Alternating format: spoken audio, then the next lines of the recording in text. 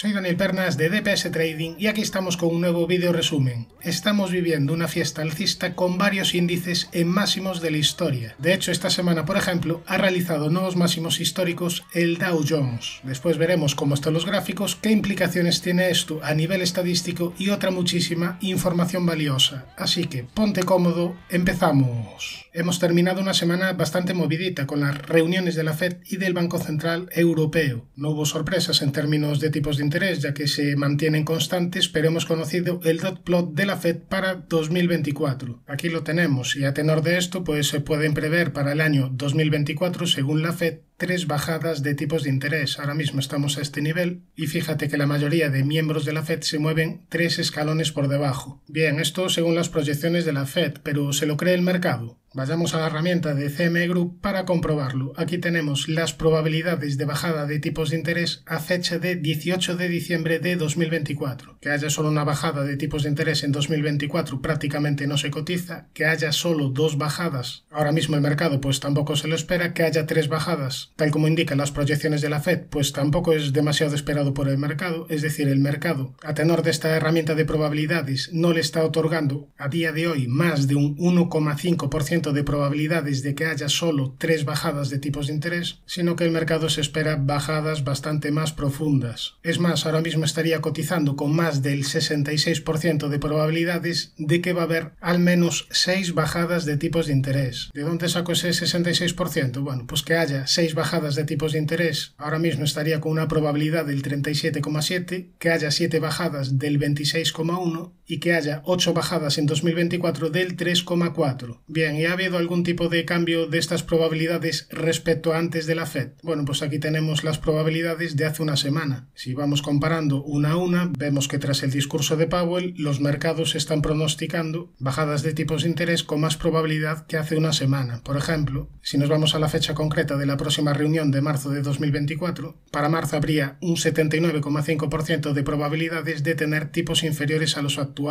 Por tanto, el mercado está descontando con bastante probabilidad que en este primer trimestre de 2024 ya vamos a tener bajada de tipos. Hace una semana esa probabilidad era del 45% y hace un mes era únicamente del 24%. Bien, visto un poco el contexto macro, vamos a ver ahora una interesante diapositiva del Dow Jones. Aquí te aparece desde el año 1900 el número de veces por año que el Dow Jones ha marcado máximos históricos. Por ejemplo, en 2022 el Dow Jones marcó máximos históricos 2 días. En 2021 45 días, en 2020 14, etc. Ahora, si te fijas, llevamos 11 años consecutivos donde el Dow Jones, al menos en un día, marca nuevos máximos históricos. La mejor racha de número de años consecutivos marcando nuevos máximos históricos sería desde el año 1989 al año 2000. Serían 12 años consecutivos del Dow Jones marcando nuevos máximos históricos. ¿Crees que para 2024 de nuevo el Dow Jones va a marcar nuevos máximos históricos? Yo creo que lo más probable es que sí, porque ya estamos muy cerca de ellos. Con lo cual, si esto se da, se estaría igualando esta mejor racha histórica. Bien, Daniel, ¿esto a nivel estadístico qué podría suponer? Bueno, pues aquí tenemos con esta diapositiva de Ryan de Trick los retornos históricos esperados después de que el Dow Jones marque nuevos máximos históricos. Si nos fijamos en el rendimiento a 12 meses, nos daría una rentabilidad media aproximada del 8% con un porcentaje de éxito, un porcentaje de retornos positivos de un 70,2%. Esto tampoco es que sea demasiado positivo, de hecho va en línea un poco con la media histórica del Dow Jones, pero si tenemos en cuenta la siguiente diapositiva sí que sería mucho más significativo. Esta siguiente diapositiva nos muestra el comportamiento del Dow Jones después de que haga un nuevo máximo histórico tras un año sin marcar un nuevo máximo. Ojo, hemos visto antes que en el año 2022 el Dow Jones marcó un nuevo máximo, por tanto, ¿esta estadística no sería un poco contradictoria? No, no sería contradictoria porque aquí se estaría refiriendo a 365 días, estaría contando un año, no de 1 de enero a 31 de diciembre. Teniendo eso en cuenta, cuando el Dow Jones marca un máximo al menos 365 días después de haberlo marcado, aquí tendríamos las estadísticas que podríamos esperar. Si nos vamos a la rentabilidad a 12 meses, la rentabilidad media sería ya bastante importante, del 14,1%, con un porcentaje de retornos positivos del 83,5%. 21,3%. Esta señal que estamos viendo se ha producido desde el año 1945 únicamente en 12 ocasiones. Pues bien, de esas 12, en 10 de ellas hemos tenido retornos positivos. Ahora, otra diapositiva que me parece interesante compartir, y esto va en relación un poco con la política de tipos de interés y con la política macro, es este gráfico que nos marca por un lado el comportamiento del S&P 500 y por otro lado el comportamiento de los tipos de interés. Aquí nos muestra que la primera subida de tipos de interés se produjo el 16 de marzo de 2022. Desde aquella han subido 525 puntos básicos, lo cual a priori, con subidas de tipos de interés, se podría pensar que tras subidas de tipos de interés podría bajar la bolsa. Sin embargo, ahora mismo en el S&P 500 estamos un 8% por arriba del 16 de marzo, un 8% por arriba desde que se produjo la primera subida de tipos. Es verdad que ya ha pasado más de un año y medio, es verdad que no sería el mejor rendimiento histórico del S&P 500, pero aquí hemos tenido subidas importantes en tipos de interés y hemos tenido subidas en el S&P 500. ¿Qué quiere decir con esto? Un poco lo que digo siempre, un poco que tomar decisiones basándonos en la macro pues se hace, por lo menos para mí, bastante complicado. Suelo insistir en ello porque creo que es bastante importante. A mí por lo menos me suele funcionar mejor tomar decisiones en cuanto a la situación técnica de los mercados, al sentimiento de mercado o incluso en base a los fundamentales de la empresa, pero en cuanto a la macro hay miles de variables que influyen, hay miles de variables que tendríamos que tener en cuenta, muchas se nos escapan y por tanto se hace bastante complicado. Ahora a continuación pasaremos a los gráficos, pero antes vamos a ver el resultado de la encuesta AA.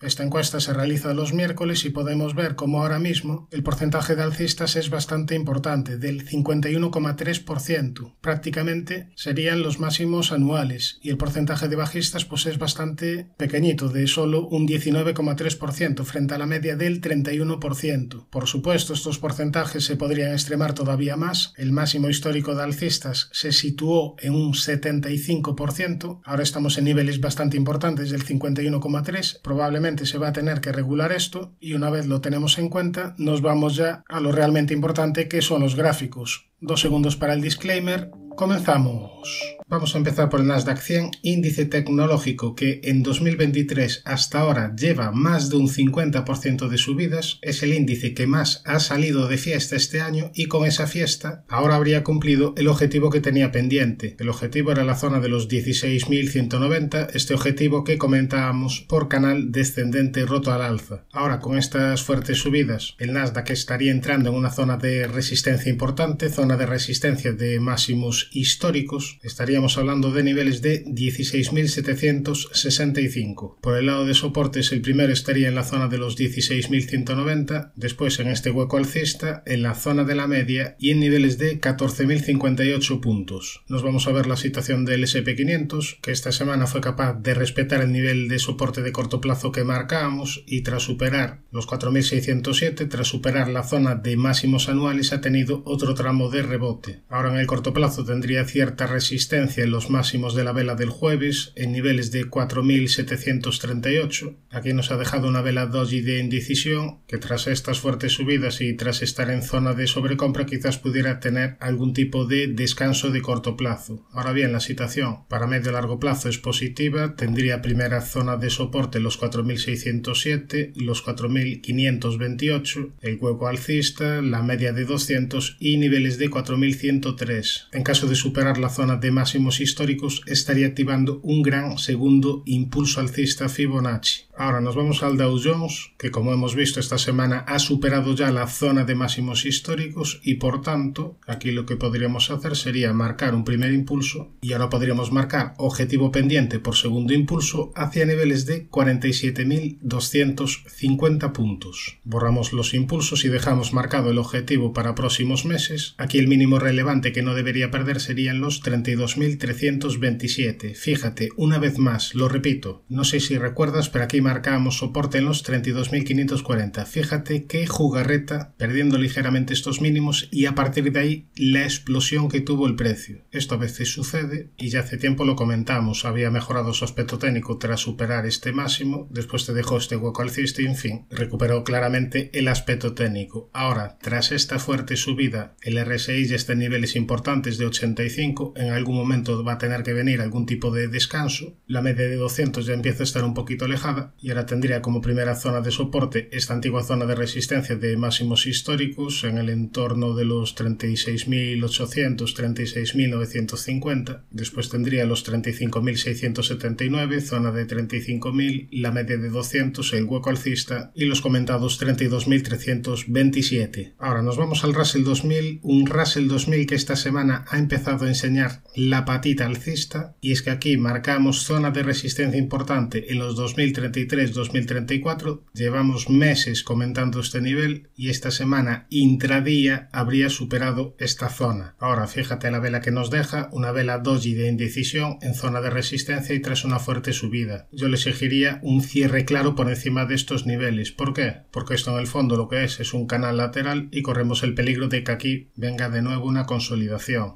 Yo, viendo la situación general de mercado, creo que lo más probable es que acabe rompiendo por arriba. Y ahora, ¿qué opciones tendríamos para entrar? Bueno, una opción ya era comprar en esta zona de fuerte soporte, comprar en la zona de los 1644. Otra opción sería cuando rompa resistencias. Obviamente comprar cuando rompa resistencias tiene mayor fiabilidad, aunque el riesgo-beneficio sería muy inferior que si hubieses comprado en esta importante zona de soporte. Y otra opción sería esperar a que rompa resistencia y que tras romper resistencia venga algún tipo de consolidación para buscar compras. El peligro de esta última opción, que esta eventual consolidación quizás no venga, es decir, que rompa resistencia, corrija mínimamente, vuelva a subir, es decir, que vaya a buscar el objetivo hacia niveles de 2407 sin apenas corregir. Por tanto, ¿cuál sería la mejor estrategia? No hay una estrategia mejor que otra, tienes que seguir tu plan de inversión. Personalmente, yo no me encuentro cómodo comprando justo tras la rotura. Prefiero o comprar en soportes o comprar tras una eventual corrección una vez que te activa el objetivo, pero, repito, ya depende de cada inversor. Ahora, otra posible estrategia sería una combinación de todas ellas. Comprar una pequeña cantidad aquí abajo, esperar a que rompa para comprar otra cantidad y esperar una consolidación para completar la posición. Eso sí, en total no arriesgues más de lo que puedas invertir. Bien, visto el Russell 2000 y hecho ese pequeño apunte en cuanto a estrategias, nos vamos ya a ver la situación en Europa. Vamos a empezar por el DAX. Un DAX que ya comentamos la semana pasada que tiene pendiente objetivo por segundo impulso hacia niveles de 19.720 puntos. Para ello es importante que respete el nivel de los 14.630. Ahora, en el corto plazo está teniendo alguna pequeña dificultad desde la zona de resistencia de esta directriz que viene uniendo máximos. Niveles de 17.003 es la zona de resistencia importante de corto plazo, y en cuanto a soportes yo vigilaría los 16.700, la zona de los 16.528, los 16.050 y la zona de la media. Si nos vamos al Eurostoxx, técnicamente también tiene objetivo activado por segundo impulso. En este caso el objetivo por segundo impulso sería la zona de los 5.300, pero tras estas fuertes subidas nos está dejando un par de velas de indecisión. Marca zona de resistencia en los 4.593. Como zona de soporte tendríamos los 4.514, los 4.491 y la zona de la media. Si nos vamos al IBEX, índice español, la semana pasada decíamos que estaba en una zona de sobrecompra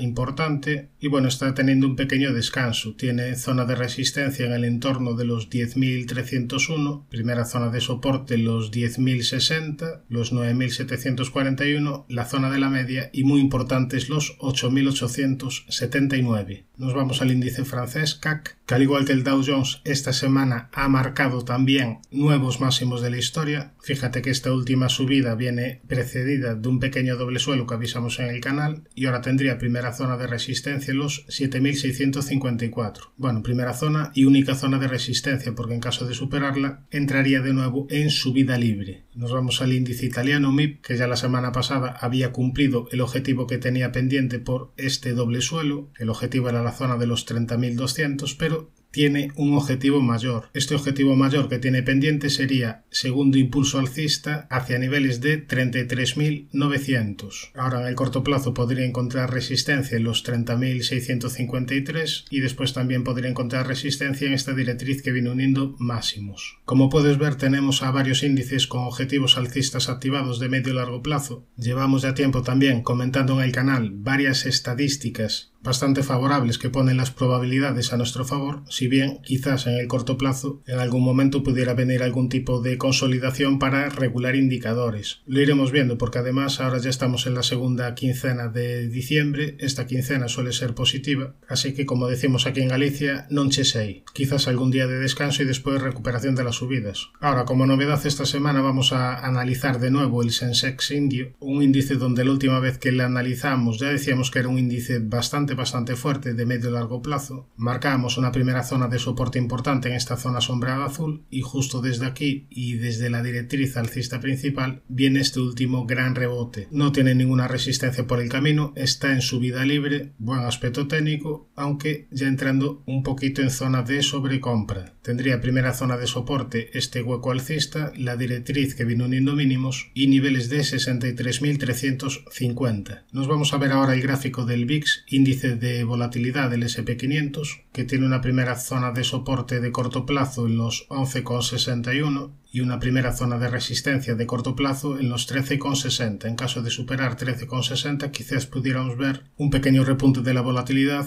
hacia la zona de la media. En el apartado de acciones vamos a comenzar por la primera que me habéis pedido, Albemarle, ticker ALB, una compañía que dio señal bastante negativa tras perder esta importante zona de soporte de medio-largo plazo en niveles de 167,65, aunque en el corto plazo ha dado una pequeña señal de mejoría tras la superación de esta directriz que venía uniendo máximos y tras la superación de niveles de 135,5. De hecho, aquí podríamos marcar una estructura de rectángulo cuyo objetivo sería la zona de los 154,5. Ahora la vela del viernes nos marca una cierta resistencia en los máximos de esta vela, tendría como soportes el hueco alcista del jueves y muy importantes de corto plazo, niveles de 111,68. Ahora bien, a pesar de este pequeño objetivo alcista, la situación de momento para medio y largo plazo no ha cambiado. La media de 200 sigue en fase descendente, tiene una importante zona de resistencia también en esta antigua zona de soporte de los 167,65, después ya en los 201,50, en los 246,20 o en la directriz bajista principal, es decir, muchos obstáculos en el camino para medio y largo plazo, en el corto plazo pequeña señal de mejoría. Ahora nos vamos a la siguiente compañía de ticker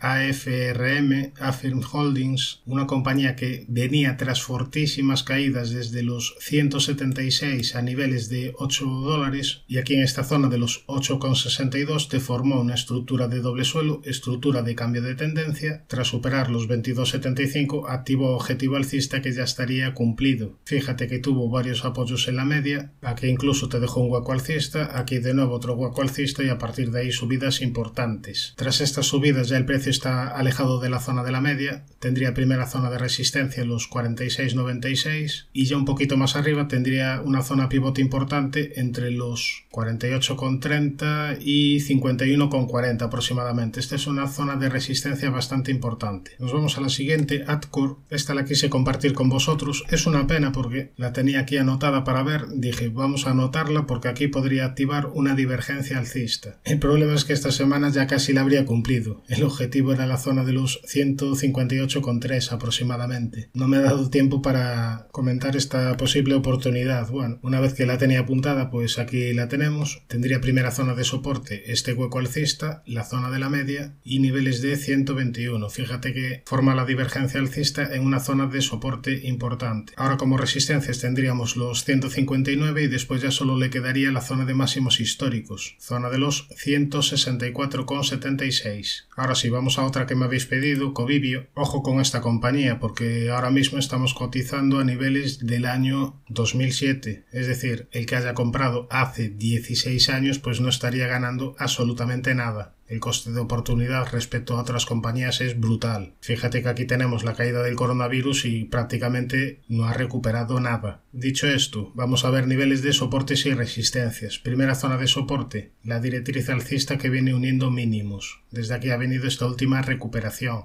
Con esta recuperación tenemos aquí una zona importante de soporte de corto plazo en los 45.40, 45.70 aproximadamente, es decir, en esta zona sombreada amarilla, y como primera zona de resistencia de corto plazo los 50.05. Ya como resistencia más importante la directriz bajista principal, e incluso si trazamos una paralela nos saldría una amplia zona de resistencia. Bien, nos vamos a la siguiente, Steel Lauder, una compañía que ha sufrido mucho desde niveles de 364,80, de hecho activó una estructura de impulsos bajista que ya estaría cumplida. Bueno, habría que ir al tick, pero vamos, prácticamente la podríamos dar por hecha, y bueno, desde la zona de los 101.68 ha tenido una recuperación de casi un 50%, ha superado la directriz que venía uniendo máximos y a partir de ahí nuevo tramo alcista. Ahora, para medio y largo plazo, pues bueno, la situación todavía es complicada porque la media de 200 sesiones sigue en fase descendente y no te ha hecho de momento ningún suelo claro. No se trata ahora mismo de una de las compañías más fuertes del sector. Después veremos la situación de L'Oréal, una situación técnica que como veremos no tiene nada que ver, pero aquí mientras la media baje, mientras no se gira al alza y empieza a actuar de soporte, a pesar de esta subida de corto plazo yo tendría precaución. Nos vamos a Fortinet,